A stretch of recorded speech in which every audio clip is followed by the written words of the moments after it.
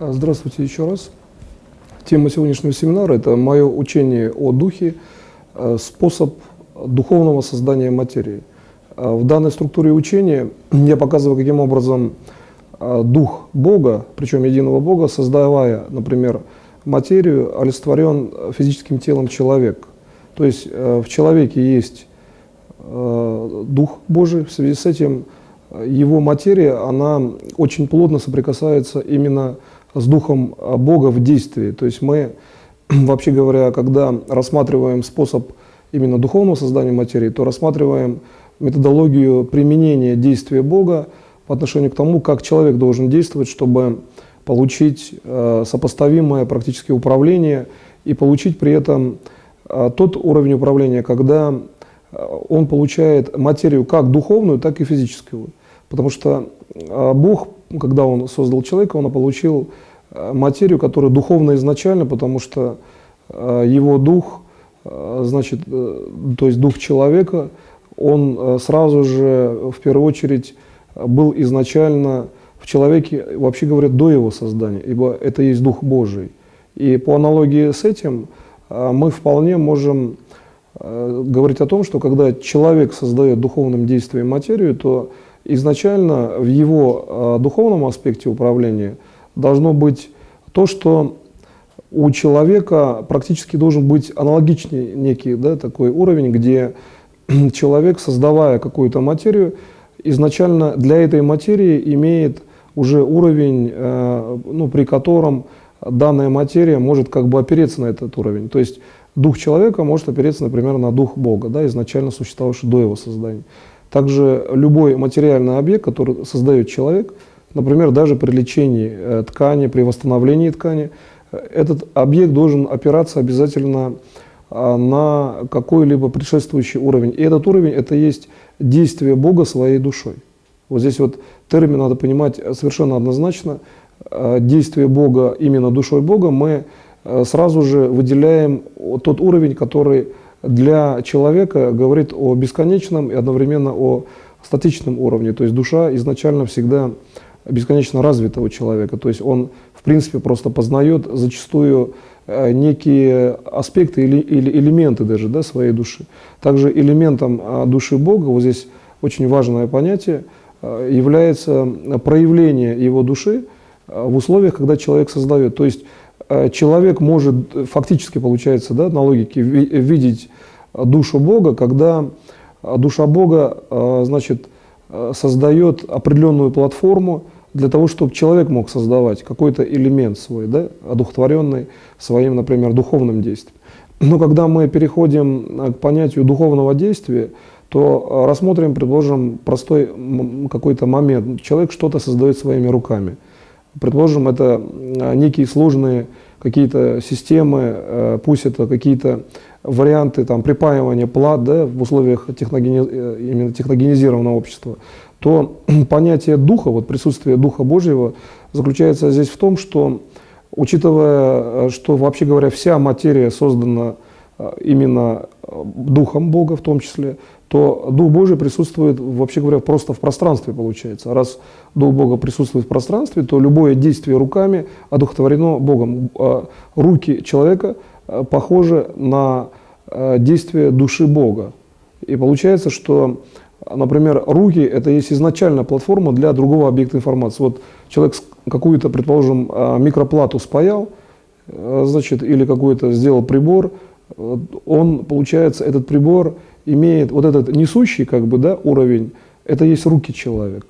Если это робототехника, то все равно человек изначально создавал как бы вот эту вот как бы линию, да, где работают роботы. Получается, что изначально именно статус физического тела, то есть физически правильное тело человека, является той же самой несущей платформой для какого-то объекта информации при одухотворенном создании объекта информации, как и душа Бога в действии.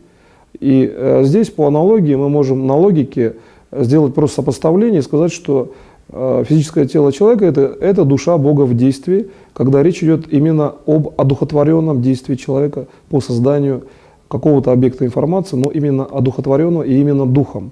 И поэтому в моем учении о духе мы прежде всего рассматриваем как дух человека, так и дух, который соприкасается с духом Бога в действии. И передача информации осуществляется тем, что любое конкретное действие охватывает как духовный план, так и физический. То есть это одновременный план управления. В этой системе образовательные технологии часто бывают очень просты. То есть человек, который обладает технологиями, может выйти в эту оптическую систему управления, и получается, что человек передает фактически свои знания только своим духовным состоянием. Но это часто бывает, например, человек что-то смотрит в музее, да, какую-то картину, которую он воспринимает на глубоком духовном плане. И тот, кто проходит рядом, он понимает его духовное состояние, хотя он видит только физическое тело. Вот здесь вот уже получается проявление именно души человека в действии духа. В условиях духовного развития, вообще в технологиях духовного управления, часто бывают многосложные понятия в управлении, потому что дух – это бесконечная величина и пересекается одновременно со множеством величин. В данном случае я говорю в данном способе именно духовного управления о том, что мы выкристаллизовываем достаточно все-таки простые системы в сложном как бы уровне действия, да, духа. И эти системы должны быть совершенно просты, в общем-то подконтрольны, и при этом эти системы должны практически быть такими, чтобы мы в действии духовном понимали, что наше действие в конечном итоге представляет. Потому что дух, он обладает характеристиками как начала, так и, в общем-то, следствия, также и конца действия. То есть из-за бесконечных характеристик распространения информации начальное действие уже содержит информацию как бы оконечного действия. И получается, что по аналогии, да, например, с микроплатами мы имеем систему, которая практически заранее знает, что делает. Вот в моем учении, например, о спасении кармическом развитии, там точность именно достижения, значит, какого-то акта спасения всегда является абсолютной величиной для акта именно всеобщего спасения. Здесь по аналогии с этой структурой учения, именно о спасении кармическом развитии, достижение, значит, достигается уже акта спасения тем, что человек, живущий, например, в действии по замыслу Бога, он уже спасен, потому что он находится фактически на уровне, в общем-то, изначально правильного действия.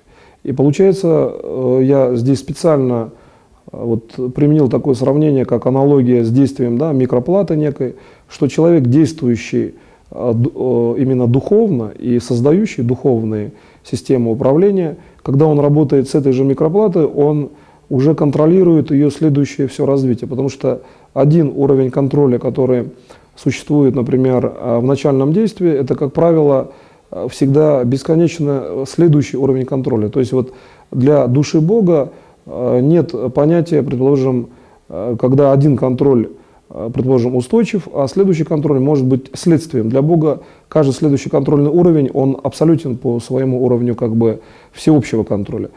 Также аналогично можно сказать по отношению к создаваемой технике. Если, например, человек создает технику таким образом, что он одухотворяет ее как в самом процессе создания, так и, например, закладывая структуры духа своего личного, то есть закладывая одухотворенность в плане жизни человека. Он источник жизни, да, человек, действующий, делающий данную микроплату.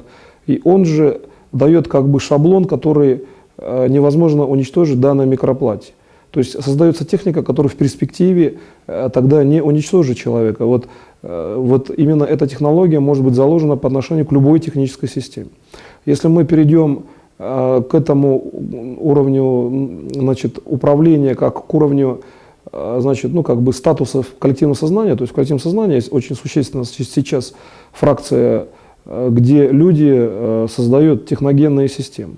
И подконтрольность этих систем достаточно часто условна из-за сложных как бы уровней распространения. Остается создать в коллективном сознании следующую, просто заложенную сразу систему управления, которая бы контролировала развитие техногенных систем. И получается, вот мое учение о духе в способе именно создания посредством управления духа, значит, позволяет создавать фракцию сразу же в момент изготовления какого-то прибора.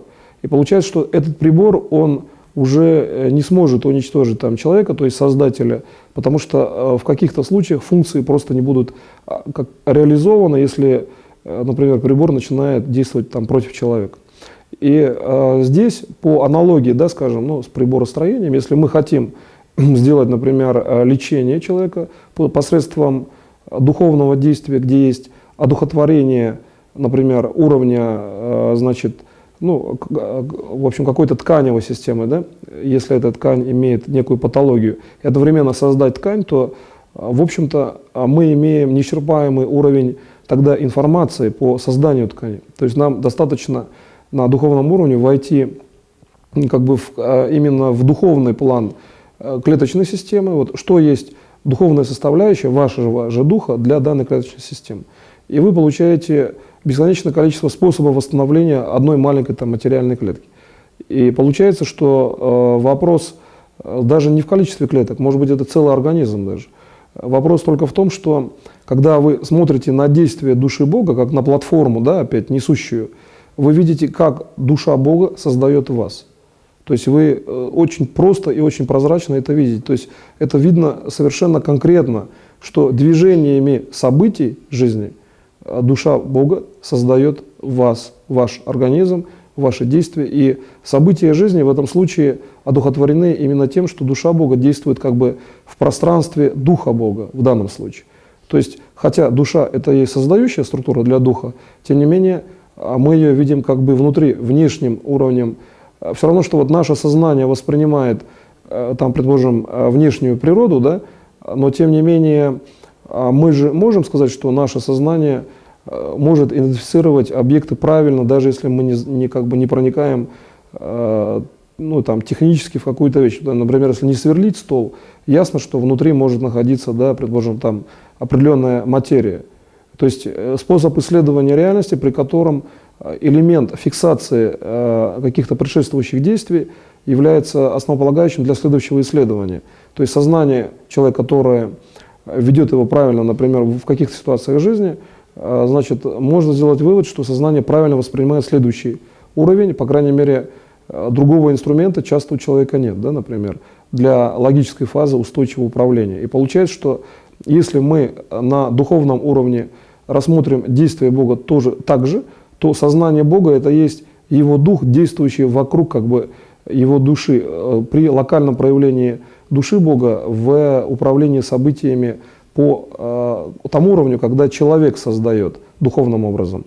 Когда эту лекцию, например, вы прослушиваете, ну, предположим, там, следующий раз, да, 1, 2, там, 3 раза, вы посмотрите, что понятия, которые я сейчас ввожу, они достаточно сильно связаны. Вот аккумуляция систем определения, да, например, в уровне управления здесь имеет существенную роль в данной лекции.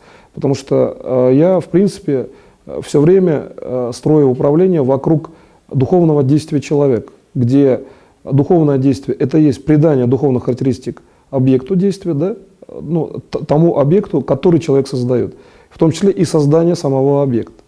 И когда мы переходим на тот уровень понимания, то мы видим, что почему Бог создает, ну, там, как бы достаточно просто, да, какие-то элементы информации или реальности, просто мира, то здесь видно, что как только Дух Бога стыкуется с его душой в плане восприятия человека, получается, что для человека конкретно Бог создал конкретный, например, целый мир. То есть вот как только мы фиксируем, предположим, структуру именно восприятия человека, то получается, что Бог индивидуально создает для человека. То есть восприятие человека – это признак не только индивидуальности самого человека, но и для конкретного человека целый мир создает Бог. И получается, что когда мы рассматриваем такую структуру, как структуру, ну, как бы всеобщего развития разума, да, в другие там пространства, какие-то галактические системы, то единственным критерием здесь выступает все-таки физическое тело человека. Ибо физическое тело человека – это есть структура достаточно, ну, как бы жестко, однозначно закрепленная в структуре физической реальности. И развитие, значит, божественной мысли, получается, да, по бесконечному развитию вечному, есть вечное физическое тело человека. Вот с точки зрения духовного познания, духовного уровня построения реальности, рассмотрев, как это делает Бог, получается, что логически это так. Следовательно, для того, чтобы создать какую-то, например, в общем-то, вещь, так скажем, и для того, чтобы эта вещь была создана, например, и руками, да, или там какими-то вычислениями, там, ну, то есть какими-то проектами архитектурными, научными, и одновременно мы можем сказать, что она применима в некоторых случаях к материальному миру, здесь, значит, одухотворение должно выступать как план, в общем-то, передач. Сначала как бы одухотворенное действие, заложенное в мышлении человека, реализуется в виде идеи, да, в виде какой-то системы, изложенной, ну, например, на бумаге или там, в мышлении, а затем происходит действие, например, в некоторых случаях на физический уровень. Если там, предположим, произведение искусства, то там просто созерцание. Если это некий роман или, значит, некая книга, то не обязательно, что книга содержит систем, которые позволяют там действовать на физическом уровне. А есть совершенно конкретные книги, там, как построить там автомобиль, да, как его отремонтировать и так далее. То есть вот здесь достаточно тонкая грань в стыковке, например, информации и мира. Почему я так отчетливо там разделил уровень управления в данном случае, что Бог построил так мир, что есть совершенно конкретные технологии, созданные самими людьми, и при этом, в общем-то, технологии, которые строятся в плане мышления, если это, ну, там, некий научный уровень, реализованный в дальнейшем в физическом плане, взять хотя бы электричество, да, то здесь получается, что уровень мышления и уровень реализации – это есть уровень, который и означает бесконечную внешнюю величину. Ведь, в общем-то, мир внешний – это бесконечная величина для мышления человека. И когда мы присмотримся на уровне духовного познания к этой, как бы, фазе, да, управления человека, получается, что внешняя бесконечная величина, она реализована в действии человека, и причем реализована практически, в общем-то, совершенно однозначно с точки зрения того, что это действие обязательно осуществится. Вот извне очень большое количество, как бы, информации для человека по, ну, как бы, логическому, да, плану. Если человек там, ну, там, не имея, там, например, бинокля или не имея там телескопа, видит какую-то звезду в отдалении и не может, да, например, достать этот светящийся участок рукой, ну, предположим, берем какое-то время, когда человек вот родился, и он не знает, что существует телескоп, и он, например, видит звезду. Он не может ее достать рукой, например, физически, тогда у человека возникает уровень отдаленности объекта, и отдаленность объекта – это бесконечное количество информации. Вот любой уровень отдаленности объекта – это всегда бесконечное количество информации. И этот бесконечный уровень начинает, как бы, как бы ставить, что ли, в данной фазе логическое сознание человека. То есть стоит только говорить о Боге, который отдален, мы имеем сразу бесконечное количество информации. Если Бог приближен к нам, то получается, что Он приближен настолько, что Он нас создал. И получается, что бесконечный уровень воплощен, да, например, в физическом теле человека. И вот в моем учении о Духе можно увидеть, что именно физическое тело человека – это есть реализация бесконечного количества информации от Бога. Значит, Бога, находящегося здесь. Но имеется в виду с точки зрения знаний, с точки зрения в том числе зачастую там, в виде физического тела единого Бога. И когда вы рассматриваете вот здесь возможность, как бы, технологически выделить сам предмет построения, да, например, что нужно сделать, чтобы человека воскресить. Здесь получается, что духовное действие – это есть действие создания для данного человека условий жизни. Потому что изначально естественное состояние человека, он всегда жив. И когда вы создаете духовным образом все предметы его будущего, да, развития уже воскрешенного, значит, именно духовным действием, то он, как бы, возвращается в свою истинную структуру, то есть он живой. Понятие воскрешения в данном случае всего лишь навсего создание, как бы, реальных условий его жизни, но на одухотворенной основе. Следовательно, логически ясно, что одухотворенная основа для всех объектов информации – это и есть вечная жизнь. И вообще говоря, статус здесь именно происходит, что, значит, вообще говоря, статус воскрешенных людей, он уже не будет отличаться от людей, которые, например, не умирали. Когда мы говорим о духовной фазе воскрешения, именно о духовной диагностике, то здесь имеется в виду, что духовная диагностика сразу же показывает все элементы связи. И именно здесь возможно только всеобщее воскрешение. Сразу же ясно, потому что если для одного объекта информации существует, в общем-то, свойство этой информации, да, дух, он вездесущ, следовательно, и воскрешение должно быть всеобщее. Ну, просто принцип аналогии. И когда вы, например, на данном уровне рассматриваете процесс, предположим, там, встречи, да, с воскрешенным на духовном плане, то он наиболее прост. На духовном плане человек же всегда другого узнает и понимает, в общем-то. То есть, опять тот же пример. Человек стоит возле картины, и он одухотворен. В общем-то, даже не обязательно смотреть на того человека, который одухотворен. Можно посмотреть на картину и понять, как будет одухотворен человек, который смотрит на эту картину. То есть, понятие духовного плана – это одинаковая система информации из разных источников. И в связи с этим вот бесконечный дух, который практически обходит, да, все пространство информации, соприкасается с Богом, несет всегда одну и ту же систему. То есть это бесконечное количество входящих систем информации, и при этом имеете только один как бы уровень на сознание. То есть это, по сути, это, в общем-то, очень как бы сильная система подтверждения информации.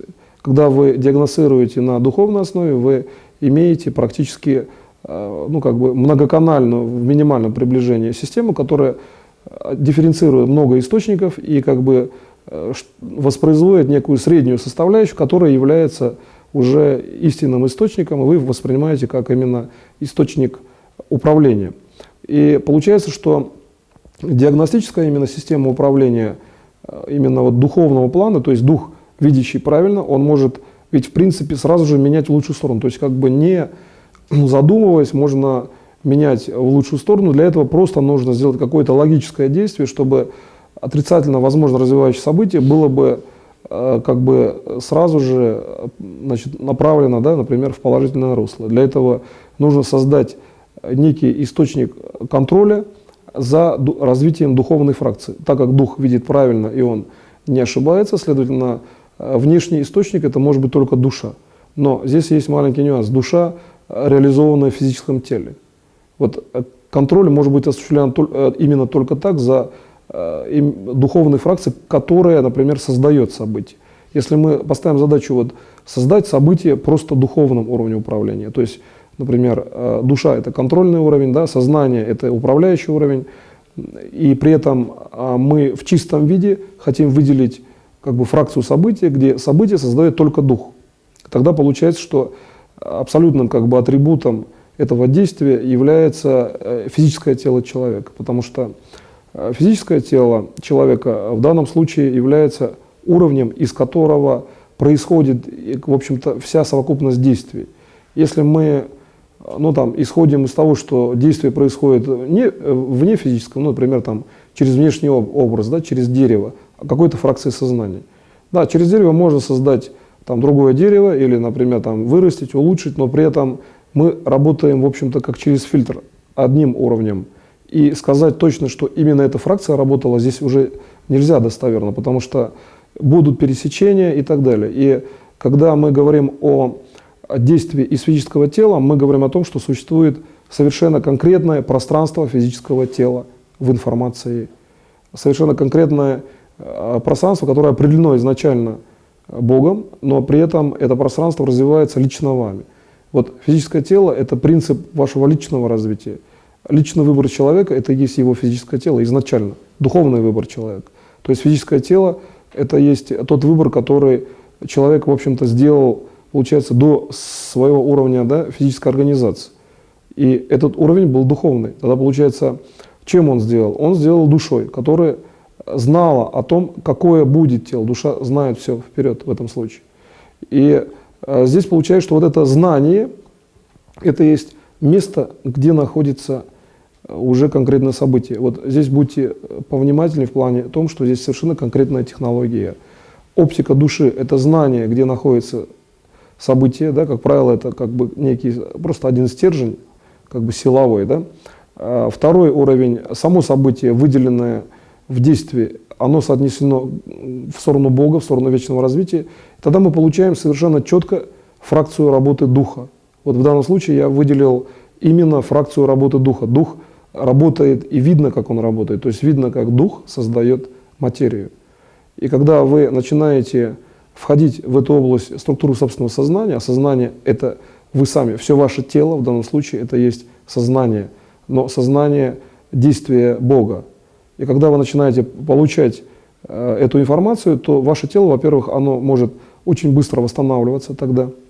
То есть потому что вы нормируетесь по структуре работы духа, вы как бы нормируетесь, потому что вы правильно делаете, выделяя отдельную фракцию для ее изучения. Это правильный метод, да, в научных технологиях. И когда вы, например, эту фракцию начинаете, например, да, приближать к себе, то вы видите, что чем ближе вы приближаете духовную фракцию, тем ближе вы становитесь к Богу в плане, наоборот, хорошего как бы, да, уровня реализации и физических дел, не только да, духовных, но и духовных тоже. То есть приближение чистой фракции работы духа – это есть объединение вас и Бога по вашим благополучным делам. Дух действующий, приближенный – это ваши именно благополучные для вас дела, а следовательно и для всего мира.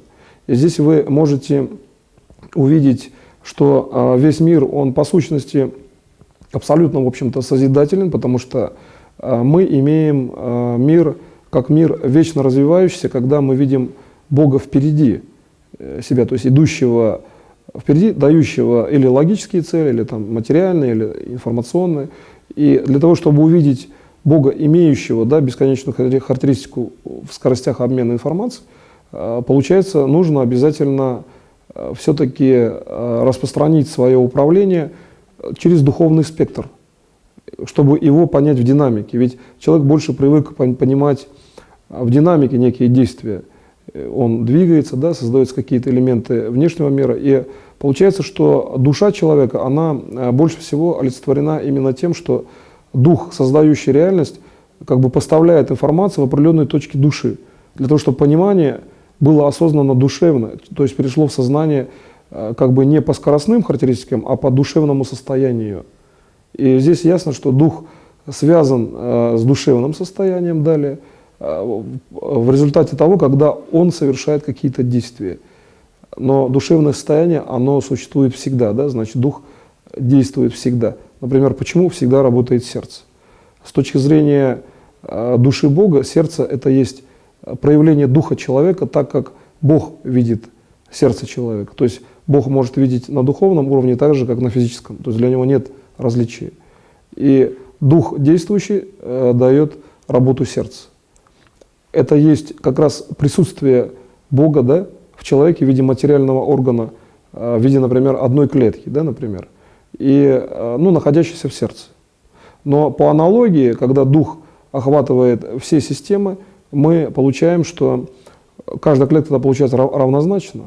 И, значит, идти к Богу, опять же, выделить его сначала как личность приходится, для того, чтобы развить свое собственное сознание. То есть дух изначально может быть развит, чтобы действовать, но чтобы развить дух в плане, например, хотя бы структуризации души или выполнения, точного выполнения целей души, приходится развивать сознание, чтобы уже поднять дух. Логически так и есть, что человек, значит, имеет духовное развитие, но часто проходит уровень осознанного плана развития, то есть ставит цели, задачи, какие-то культурные цели, какие-то цели по достижению профессиональной деятельности, личные, и получается духовный рост от достижения цели все-таки через логику сознания. И в этом плане, когда мы начинаем данные конструкции, иногда многосложные, да, примерять по отношению к себе, мы видим, что дух человека – это достаточно все-таки простая, в общем-то, технология управления, в том случае, если мы дух видим как структуру, создающую в том числе и ваше физическое тело, пусть даже хотя бы локально. То есть если вы видите, что дух создает какой-то конкретный орган, пусть даже он создает больше структурами будущего, да, или как бы даже участвует в создании, но при этом вы видите совершенно конкретную структуру оптическую, то есть именно там, где работает дух, ваш дух по созданию собственного тела, то управление духовное становится, да, совершенно простым, оно очень четко, значит, ориентировано на логическую фазу управления, то есть, значит, видите, что дух создает какие-то элементы тела вашего, берете просто сознанием логической фазы, засвечиваете цель, и засветка этой цели в фазе работы духа сразу проецируется в управление событием. Вот почему можно, духовно рассмотрев событие, сразу же его как бы повернуть, да, или направить в нужную сторону, если оно, например, нуждается в коррекции. И здесь мы уже приходим к структуре управления фактически как бы вложенными, то есть стыковочными планами событийного ряда, что ли, когда дух диагностирует ряд, как, например, плоскость души или там полусферу, да, или как бы поверхность души, поверхность событий, поверхность, предположим, неких совершенно внешних влияний. То есть мы на духовном уровне можем совершенно четко увидеть составляющую события с точки зрения всех как бы основ, необходимых для управления, вот, причем для мгновенного управления. То есть если мы хотим по плоскости или по сфере души провести события, да, достаточно духовным уровнем сдвинуть в ту точку, где в душе, вообще говоря, есть положительное решение. То есть с точки зрения управления получается совершенно элементарная задача, механическая даже. Есть пространство души, ну как бы полуплоскость некая такая, как бы часть сферы, да, сегмент сферы. Вот есть событие, которое развивается возле, и вам нужно сделать управление, чтобы оно было таким, которое вас удовлетворяло, да, в будущем, это событие.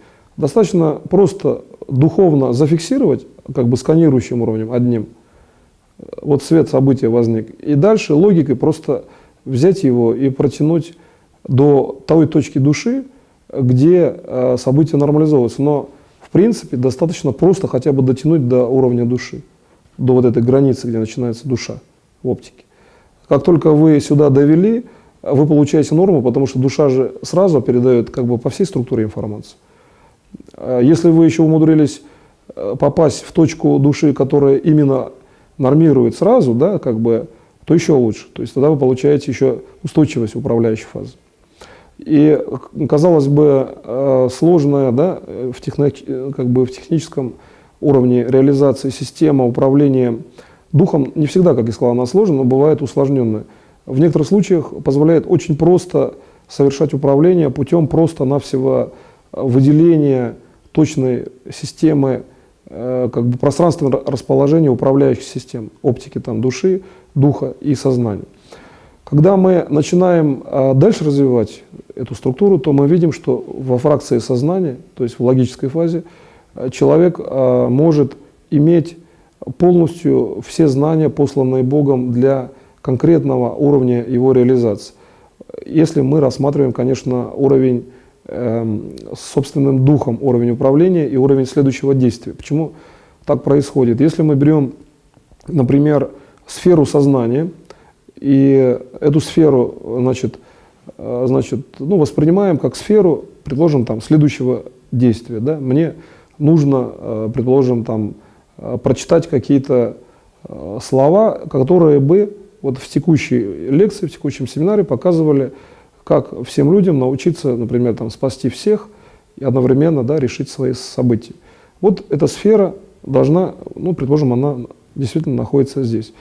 Я закладываю логический смысл, что эта информация послана Богом, она изначально информация Бога, и как информацию Бога, да, бесконечную информацию удержать в логической сфере. Это можно сделать в фракции собственного духа, присутствующего внутри этой сферы. Дух, сотворяющий сознание, дух, олицетворенный сознанием. И раз дух – это бесконечная система связи, значит, естественно, внутри этой сферы я эту информацию имею. Вопрос только в том, как я эту информацию выделю из, например, внутренней структуры этой сферы. Ну, предположим, если сопоставить с тем, что сфера плотная, и если как бы, значит, придать свойства газа, да, внутренней структуре сферы, то достаточно некой дырочки, и газ начинает фильтроваться, и мы видим эту информацию. Но прокалывать сферу нельзя. Мы должны проникнуть в сферу, как бы зная, что сфера монолитная. Для этого мы должны уметь организовать сферу духом изначально, с самого начала, внутреннюю структуру, и потом уже выйти на структуру собственного духа внутри этой сферы. Следовательно, управление духом – это часто необходимая задача, чтобы точно информацию знать именно от Бога.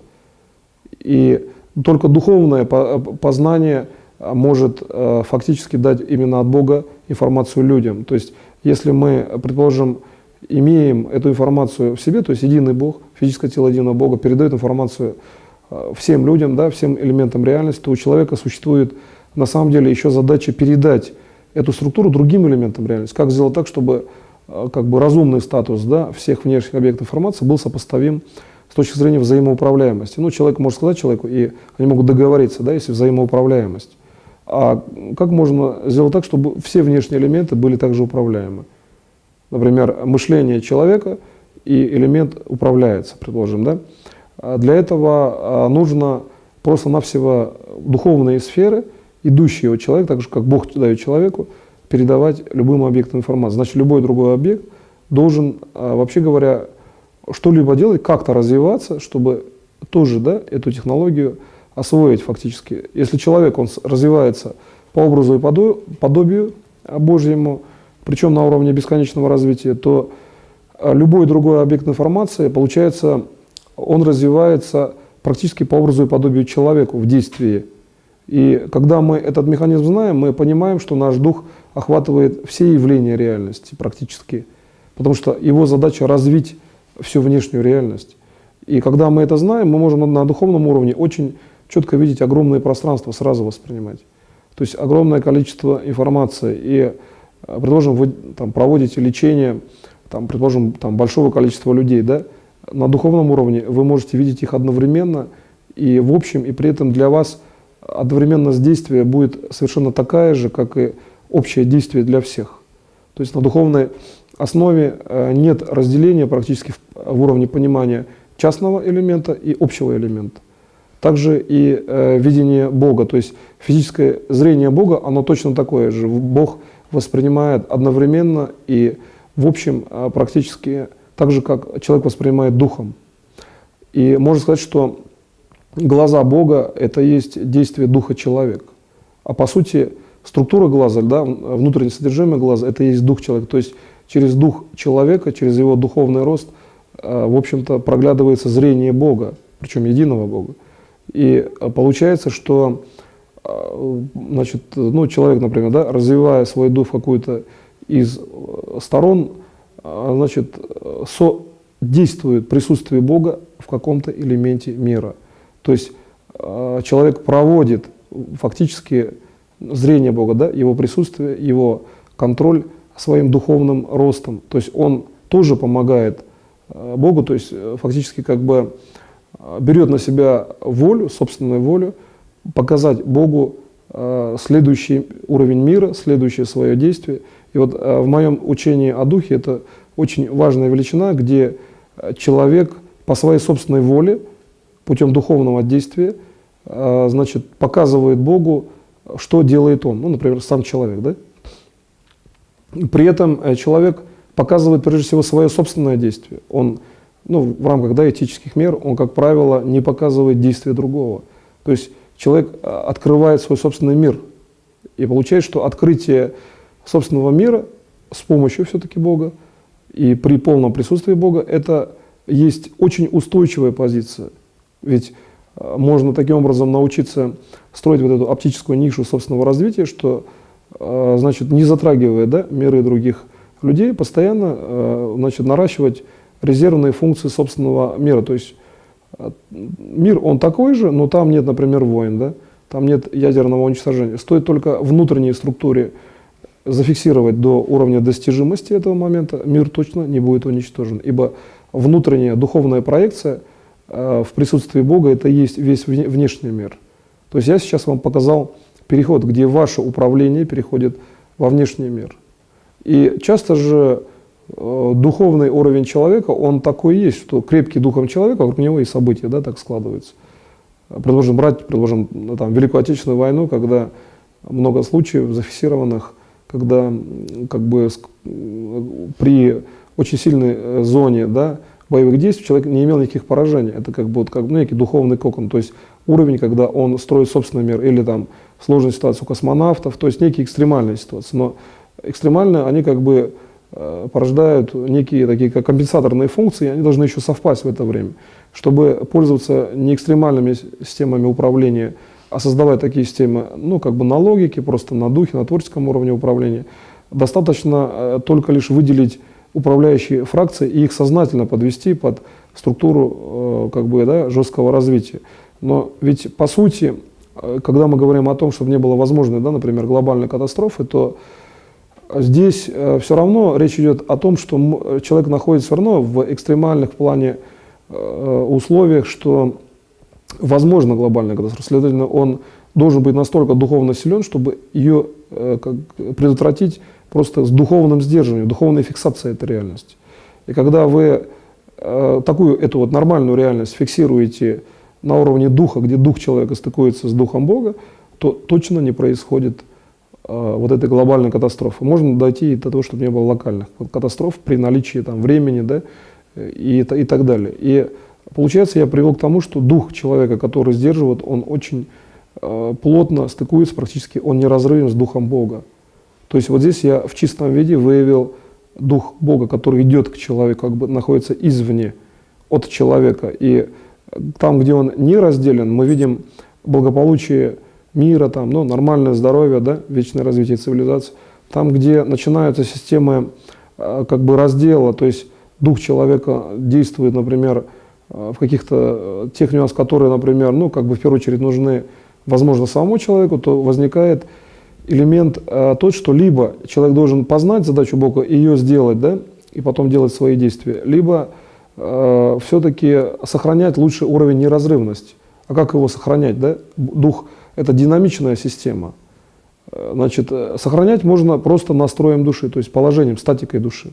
Душа, познавшая, да, этот элемент, она имеет, получается, следующий статус, то есть она понимает, что делать дальше. Так можно, кстати, излечиться совершенно быстро от очень сложных там, затяжных заболеваний. Когда человек видит, например, статус своей души как статус практически души, воспринявшей свою собственную, в общем-то, информацию. Душа уже это имела информацию, но она как бы открыла, что это есть еще раз для себя. И вот методы следующего открытия, следующего как бы сораскрытия, это есть методы, которые позволяют выполнять задачи души. Это колоссально важный уровень для вообще духа, для функции духа человека, для как бы статуса духа человека. Когда через духовный только уровень, получается, человек может выполнять задачи своей собственной души. И тот причем уровень, где дух человека стыкуется с духом Бога, только через этот уровень. И получается, что, значит, выполняя одну задачу за другой, мы приходим к тому, что есть способ регулирования, значит, задач души и структуры души. А раз есть такой способ, то получается, что человек практически не ограничен, да, тогда в свободном развитии, сознательном свободном развитии, потому что тогда можно совершенно спокойно, да, видя задачу души, ее зафиксировать и спокойно решать какие-то там текущие промежуточные действия.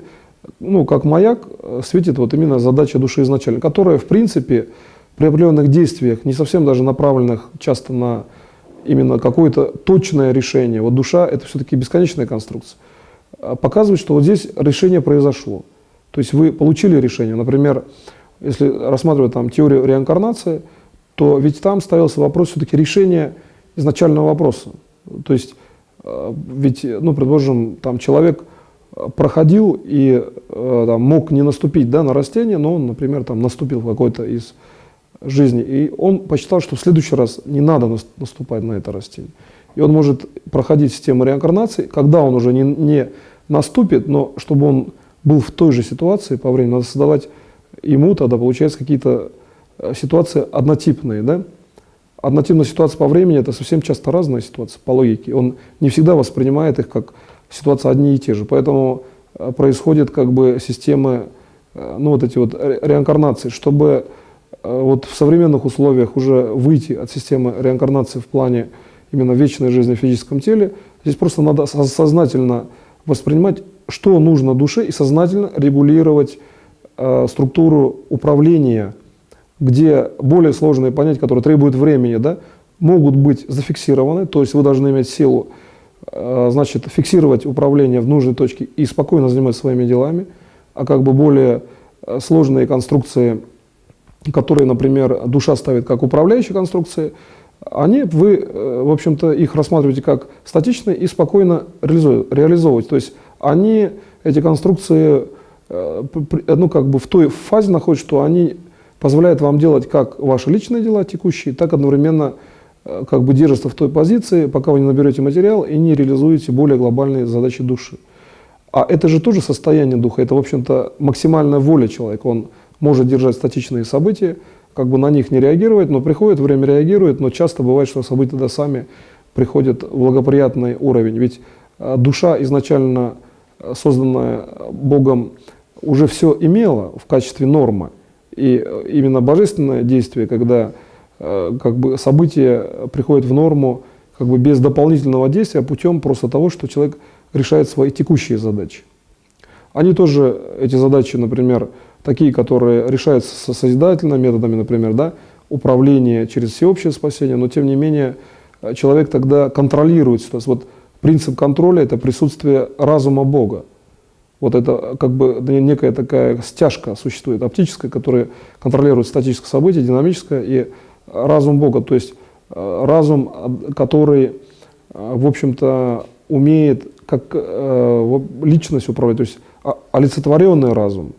Мы видим здесь личность Бога, личность в действии, да? Личность в проявлении его разума, как, например, по аналогии с разумом человека.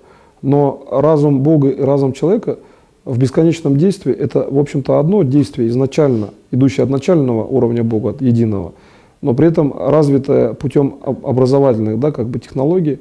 То есть человек научился и делает, предположим, то же самое.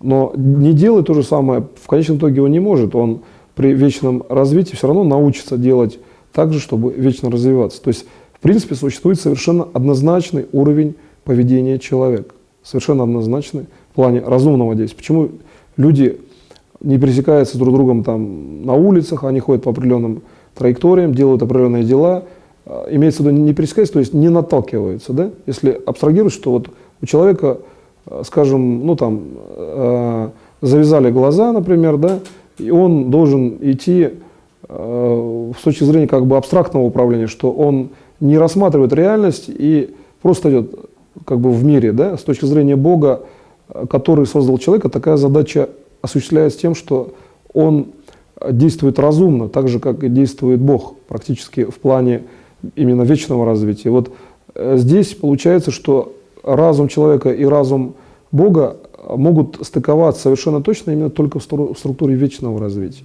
Ведь логически ясно, что человек может вечно жить, если он очень точно исследовал создание мира Богом. И получается, что мы можем сказать, что духовный уровень, да, вечного развития – это то, что разумно с точки зрения как бы, в общем-то, элементарной тоже логики. То есть, если элементарная логика говорит о том, что нужно сделать какое-то действие, то получается, что это действие, оно таково, что разум непосредственно вот человека, создаваемого Богом, например, да, в бесконечности, ведь Бог создает, в общем-то, что в начальном уровне, что в бесконечном, по совершенно одном, ну, как бы, видимо, по одному, здесь лучше сказать, уровню, как для человека, так и для уровня стыковки человека с Богом.